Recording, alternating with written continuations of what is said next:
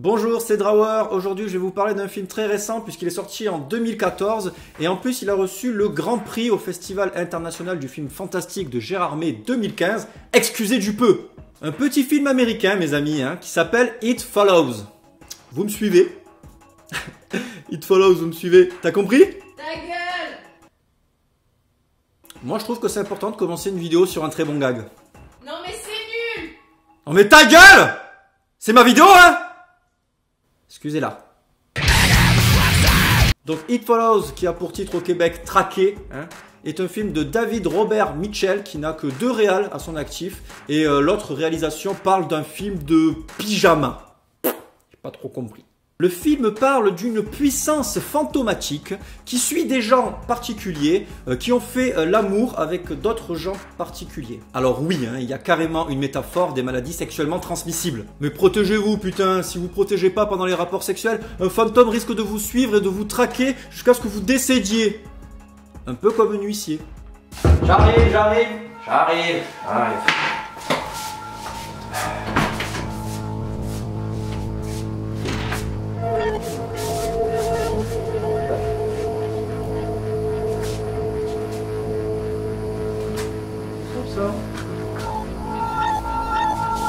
Il y a bien quelqu'un qui a tapé.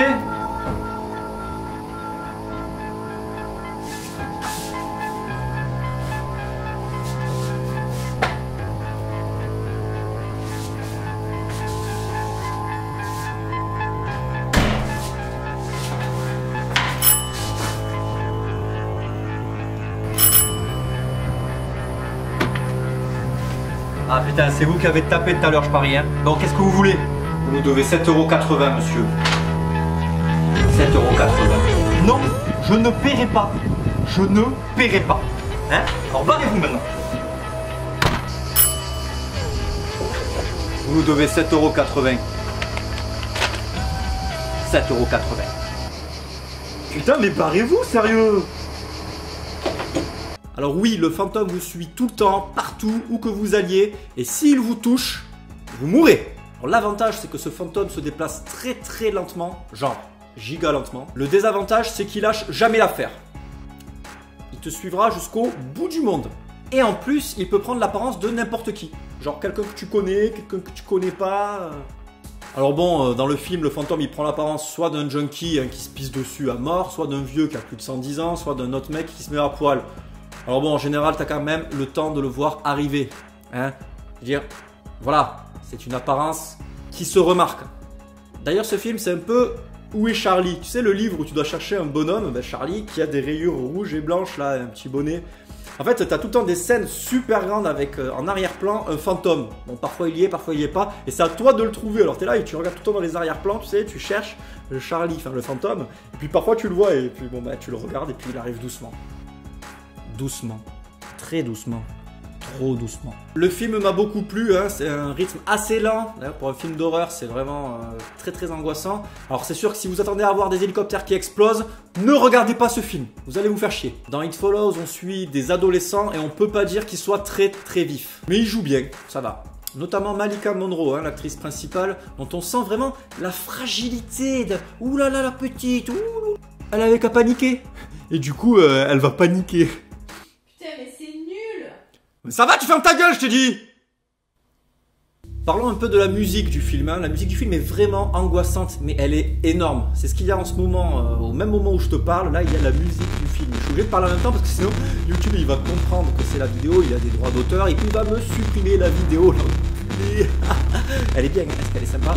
Je sens un peu la tension. On se régale.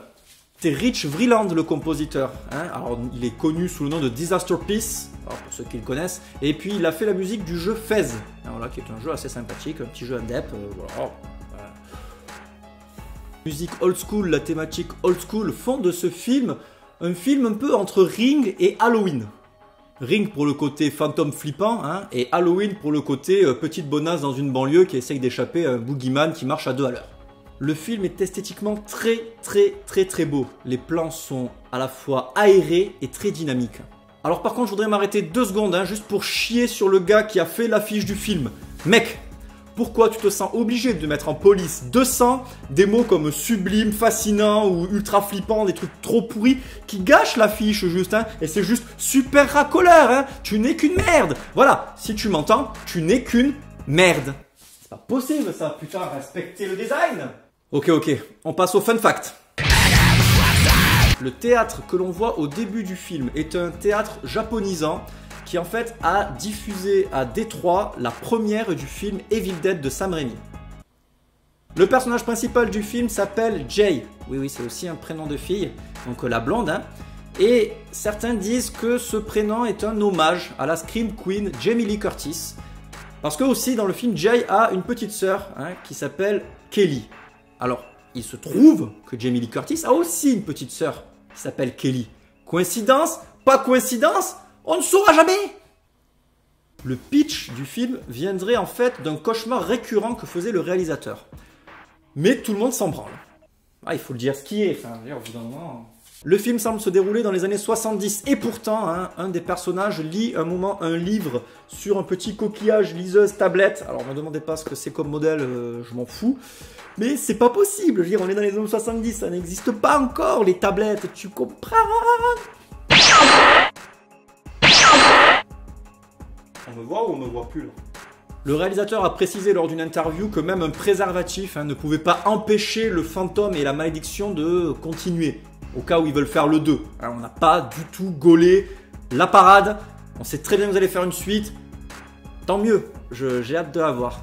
Alors j'ai lu que vraiment ils voulaient faire le 2. Et dans le pitch, ils essaieraient de trouver l'origine du mal, l'origine de la malédiction, en retraçant toutes les personnes qui avaient fait l'amour ensemble.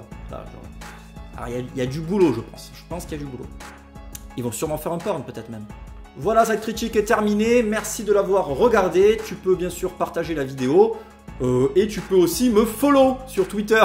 Follow, hit follow. Putain, j'ai attendu toute la vidéo pour la placer, cette blague.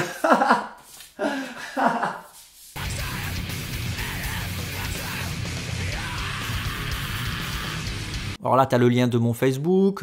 Là, tu as mon ancienne critique faite avec Sad Panda de L'Exorciste. Voilà, va la voir si tu l'as pas vue. Et puis là, tu peux t'abonner à ma chaîne YouTube. Et puis, il y a aussi eBlast Shop, hein, qui me fournit les jolis t-shirts. Tu peux aller voir leur site.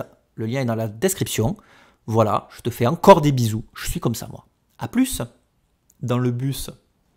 Non, j'ai pas dit ça.